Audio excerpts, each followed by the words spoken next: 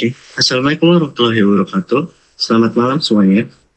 Kami di sini ingin menjelaskan tentang prediksi Bitcoin, sebuah topik yang sangat relevan di era digital ini, yaitu tentang prediksi Bitcoin berserta harganya. Sebelumnya perkenalkan saya Lintang Raffiadi. Dan di sini ada saya sendiri, Wasis Wibisono. Dan saya Muhammad Iqbal Ansori.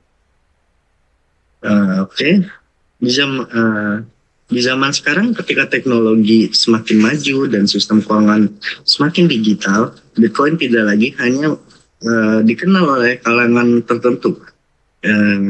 Bitcoin sudah menjadi topik global, dibahas hingga masyarakat umum, pemerintah, investor, bahkan perusahaan besar. Oleh karena itu, memahami Bitcoin dan bagaimana harga Bitcoin bergerak menjadi hal yang sangat penting. Selanjutnya ada prediksi harga Bitcoin. Prediksi harga Bitcoin menjadi topik yang serius dan banyak diperbincangkan karena pengaruhnya yang sangat besar pada pasar keuangan global dan kesejahteraan investor. Bitcoin dikenal sebagai aset dan volatilitasnya yang sangat tinggi. Artinya apa? Artinya harga Bitcoin bisa naik sangat tinggi dalam waktu sangat singkat, tapi juga bisa turun secara cepat juga. Hal ini berbeda dengan aset tradisional seperti emas atau saham yang pergerakannya cenderung stabil, yaitu naik terus meskipun lambat. Pergerakan Bitcoin itu tersendiri dipengaruhi oleh banyak faktor. Salah satunya seperti sentimen pasar, misalnya berita positif atau negatif tentang kripto. Terus juga regulasi pemerintah di berbagai negara itu juga mempengaruhi ya harga Bitcoin. Terus juga tingkat adopsi di negara tersebut tentang teknologi blockchain. Selanjutnya ada juga ekonomi makro dunia seperti inflasi dan suku bunga. Yang terakhir juga eh, harga Bitcoin itu dipengaruhi oleh keadaan kondisi geopolitik suatu negara seperti perang atau krisis ekonomi. Semua faktor ini membuat Bitcoin sangat sensitif terhadap perubahan global. Oleh karena itu, fluktuasi harga Bitcoin bisa memberikan peluang keuntungan besar, tapi juga resiko kerugian yang sangat tinggi. Inilah mengapa prediksi harga Bitcoin menjadi sangat penting bagi investor. Selanjutnya, nah, diambil dari CNBC, pada tahun 2024, Bitcoin dalam fase pemulihan setelah mengalami penurunan signifikan pada tahun sebelumnya. Sepanjang tahun tersebut, harga Bitcoin memang bergerak fluktuatif, tetapi secara umum menunjukkan tren yang membaik. Hal ini menandakan bahwa pasar mulai kembali percaya terhadap Bitcoin, meskipun masih berhati-hati. Banyak investor melihat Bitcoin sebagai aset jangka panjang, sehingga meskipun terjadi penurunan, mereka tetap bertahan. Selain itu, semakin banyak perusahaan besar dan institusi keuangan yang mulai melirik Bitcoin sebagai bagian dari portofolio investasi mereka. Ini juga ikut mendorong pemulihan harga Bitcoin di tahun 2024 menurut CNBC. Oke, selanjutnya boleh jelaskan ya. Oke, selanjutnya yaitu ada misi Bitcoin. Yang pertama yaitu Bitcoin memungkinkan transaksi langsung antar pengguna, memberikan kebebasan dan kendali atas keuangan sendiri, serta menjamin keamanan dan transparansi melalui teknologi blockchain. Selain itu, Bitcoin memberikan akses keuangan bagi semua orang, termasuk yang belum memiliki rekening bank, dan menjadi alternatif untuk menyimpan nilai di tengah ketidakpastian ekonomi. Yang kedua yaitu Bitcoin diciptakan dengan misi utama untuk menyediakan sistem keuangan digital yang terdesentralisasi, aman, dan transparan tanpa bergantung pada lembaga keuangan tradisional. Bitcoin bertujuan memberikan kebebasan finansial kepada individu dengan memungkinkan transaksi langsung atau peer-to-peer secara global, cepat, dan berbiaya rendah. Selanjutnya ada Bitcoin benefit. Yang pertama yaitu desentralisasi sistem keuangan. Bitcoin tidak dikendalikan oleh satu lembaga pusat seperti bank atau pemerintah.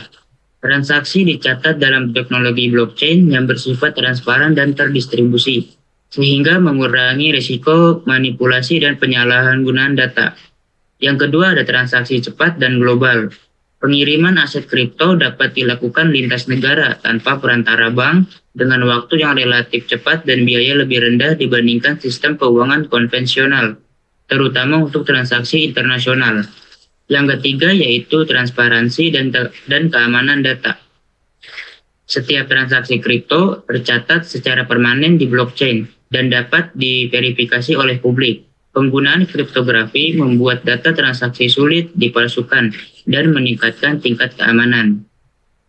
Selanjutnya akan dijelaskan oleh Mas Wasis. Dan selanjutnya di sini ada kesimpulannya, yaitu Bitcoin ini merupakan aset daripada digital, yaitu berbasis teknologi blockchain yang memungkinkan agar transaksi keuangan dilakukan secara terdesentralisasi, yaitu biar aman dan transparan tanpa melibatkannya adanya pihak ketiga seperti bank.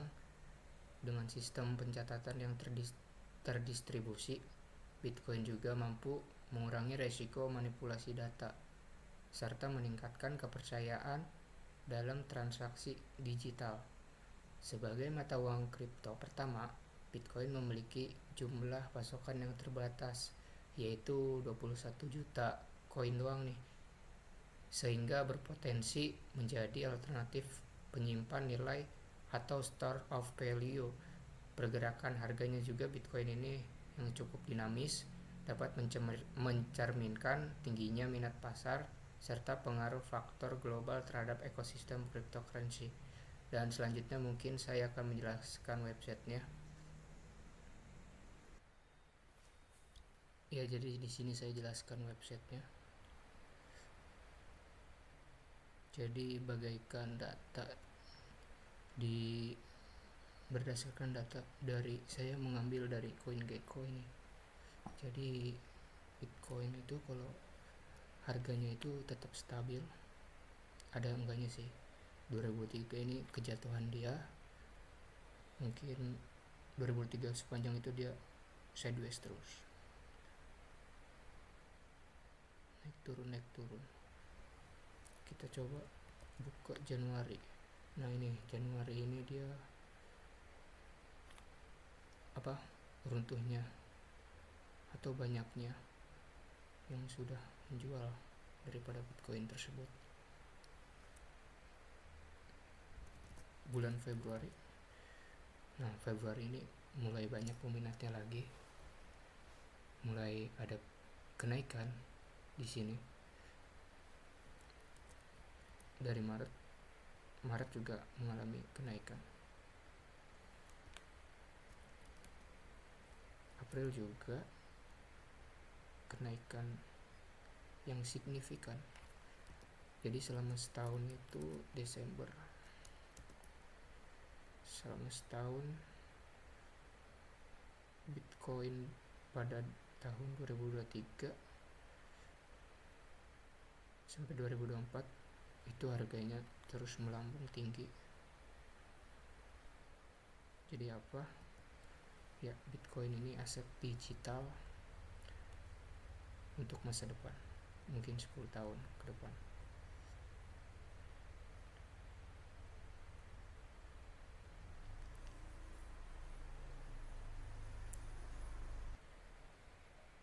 Ya, mungkin cukup sekian dari kelompok kami. Ada yang mau nambahin? Kawan-kawan? Udah ada. Mas Lintang? Enggak ada? Tidak. Ya, terima kasih kepada Mas Lintang dan Mas Iqbal atas waktunya mengganggu malam-malam. Mohon maaf kalau banyak kesalahannya dari kelompok kami. Wabillahi taufiq wal hidayah. Wassalamualaikum warahmatullahi wabarakatuh. Terima kasih.